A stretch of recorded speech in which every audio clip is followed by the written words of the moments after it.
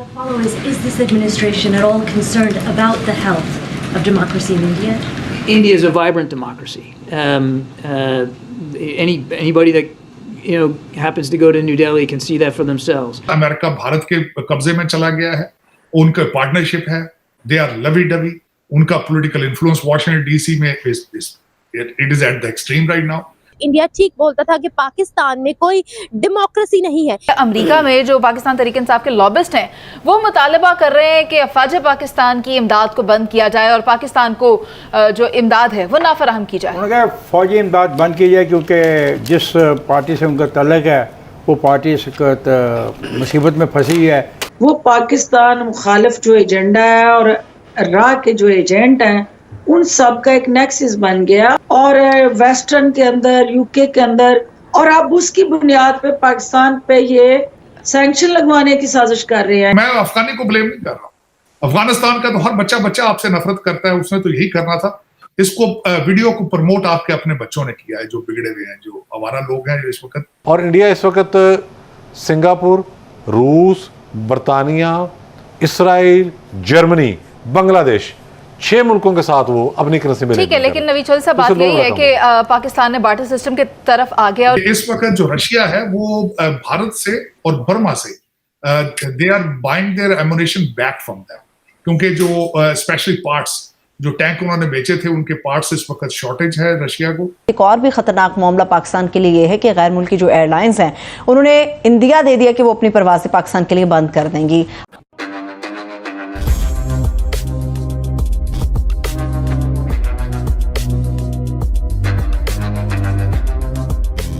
नमस्कार दोस्तों, भारत के प्रधानमंत्री मोदी जी जल्द ही अमेरिका जाने वाले हैं स्टेट विजिट पर। लेकिन इस विजिट के पहले ही अमेरिका के कुछ जर्नलिस्ट भारत पर और भारतीय सरकार पर काफी सारे सवाल उठा रहे हैं। ऐसे ही अमेरिका के एक जर्नलिस्ट अपनी अमेरिकी सरकार से पूछती है कि भारत की डेमोक्रेसी की हालत क्या है। तो दोस्तों, इस पर अमेरिका के ऑफिशियल्स पहले भारत की तारीफ करते हुए कहते हैं कि भारत का लोकतंत्र एक जीवित लोकतंत्र है और भारत एक बहुत ही इम्पोर्टेंट पार्टनर है अमेरिका का। और भारत अमेरिका के लिए महत्वपूर्ण सिर्फ बायलैटरल ही नहीं मल्टीलैटरल भी है।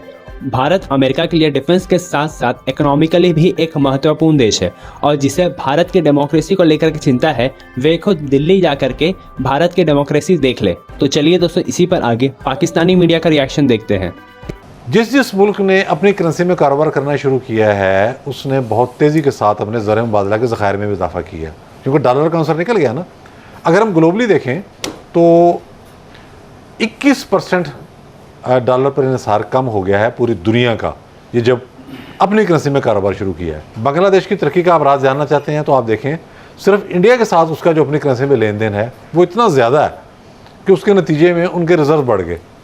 और इंडिया इस वक्त सिंगापुर, रूस, बरतानिया, इसराइल, जर्मनी, बांग्लादेश 6 मुल्कों के साथ वो अपनी करेंसी में। ठीक है, लेकिन नवीद चौधरी साहब बात यही है कि पाकिस्तान ने बार्टर सिस्टम के तरफ आ गया और इससे मईशत पर मस्बत इसके असरात होंगे। आज जो बाजवा साहब के साथ हुआ है वो भी ज्यादती हुई है, मैं उसको कंडेम करूंगा बड़े भरपूर अल्फाज के साथ। किसी भी आदमी को उस फैमिली के जहां बाहर वो अपने प्राइवेट दौरे पर हैं, और चले मैंने उसमें वो मैं अफगानी को ब्लेम नहीं कर रहा, अफगानिस्तान का तो हर बच्चा आपसे नफरत करता है, उसने तो यही करना था। इसको वीडियो को प्रमोट आपके अपने बच्चों ने किया है जो बिगड़े हुए हैं, जो आवारा लोग हैं जो इस वक्त अमीर लोगों के आवारा बच्चे जो हैं उन्होंने प्रमोट किया है, उसको कंडेम करूंगा, उन्होंने ज्यादती की है। और इनके भी अमीरुल मोमिनीन और इनके भी जो लोग हैं उनको भी इसी तरह लोग किया करेंगे, ऐसी बात नहीं है, क्योंकि अब ट्रेंड इन्होंने शुरू किया है और वो नहीं होगा इस तरह। देखें चीमा साहब, अब खित्ते के हालात आपके बदलते जा रहे हैं बड़ी तेजी के साथ। हमारे लॉयड जो है American defence secretary, he is in India right now, they are talking to, उन्होंने स्पीच दी, चाइना को स्नब करने की कोशिश की। जो अगले दिन आपके इंडो पैसिफिक के अंदर जो अमेरिकन शिप था, बल्कि उसके एग्जैक्ट कोट करना चाहूंगा, ताइवान के पास कनाडा और अमेरिका जो थे वो अपनी एक्सरसाइजेस कर रहे थे, तो एक चाइनीज शिप जो है बड़े करीब से गुजरा है। और देखें कि इन लोगों की देखें बदमाशियां इनकी, अमेरिकन की और कनाडा की।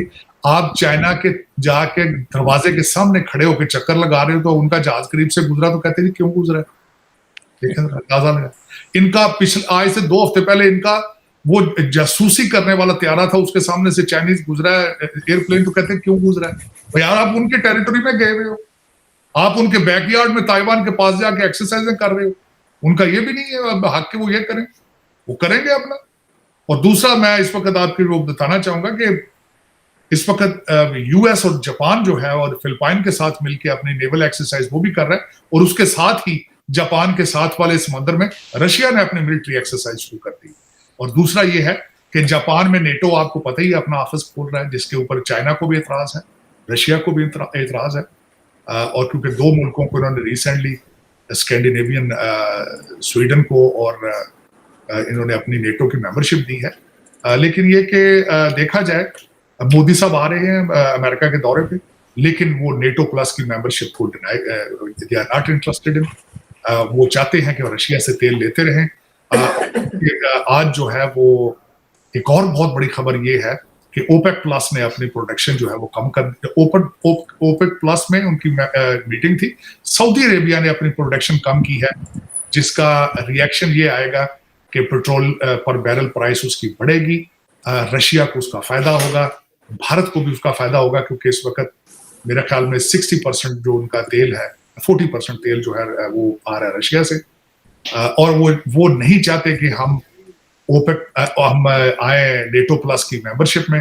तो जो हम रशिया से लेते हैं, हमारा इस वक्त रशिया सबसे ज्यादा, भारत सबसे ज्यादा आर्मामेंट्स जो है वो रशिया से खरीद रहा है। बल्कि एक नई इंटरेस्टिंग बात ये आई है कि इस वक्त जो रशिया है वो भारत से और बर्मा से they are buying their ammunition back from them, क्योंकि जो स्पेशली पार्ट्स, जो टैंक उन्होंने बेचे थे, उनके पार्ट्स इस वक्त शॉर्टेज है रशिया को, और अपने यूक्रेन वॉर में they are buying back the armaments they have been selling to India so long. So देखें भारत की किस्मत है कि कहते हैं कि वो पैसे बना रहे हैं पुराने टैंकों से भी जो उन्होंने रशिया से खरीदे थे। ये उनकी, मैं समझता हूँ it's a good luck for that. America में जो पाकिस्तान तहरीक इंसाफ के लॉबिस्ट हैं वो मुतालबा कर रहे हैं कि अफवाज पाकिस्तान की इमदाद को बंद किया जाए और पाकिस्तान को जो इमदाद है वो नाफराहम की जाए। उन्होंने कहा फौजी इमदाद बंद की जाए, क्योंकि जिस पार्टी से उनका तल्लक है वो पार्टी इस वक्त मुसीबत में फंसी है। उस पार्टी के वर्करों के ऊपर जो आर्मी की इंस्टॉलेशन है उनको जलाने, उनको लूटने, उनको तबाह करने का मुकदमा चल रहे हैं। तो इस बिना पे पाकिस्तान की फ़ौजी इमदाद बंद कर दी है। उन्होंने इसके लिए बहुत पैसा भी लगा दिया है। लेकिन हमारे दोस्त जो हुसैन हक्कानी साहब हैं, उन्होंने भी मुकाबला करने का फैसला कर लिया है। उन्होंने नॉन रेजिडेंट पाकिस्तानी के फोरम बना के उन्होंने कहा ये मुकाबला करते हैं, क्योंकि ये कोई तरीका नहीं है। मैंने अभी पिछले आज के पहला जो मेरा था सेगमेंट, उसमें मैंने कहा कि सियासत को सियासत के तौर पर खेला जाए। मुल्क को तबाह करने की साजिश मुकम्मल नहीं होगी। ये एक कंट्री है। यह आप जो फ़ौज की इमदाद बंद करके फ़ौज को प्रेशराइज कराना चाहते हैं, फ़ौज किसी किस्म के प्रेशर में नहीं आएगी। फ़ौज ने एक फ़ैसला कर लिया है कि जो भी उनकी तनसीबात को जलाएगा, तोड़ेगा, हमलावर होगा, वो उनसे निपटेंगे अपने फ़ौजी कवानीन के तहत।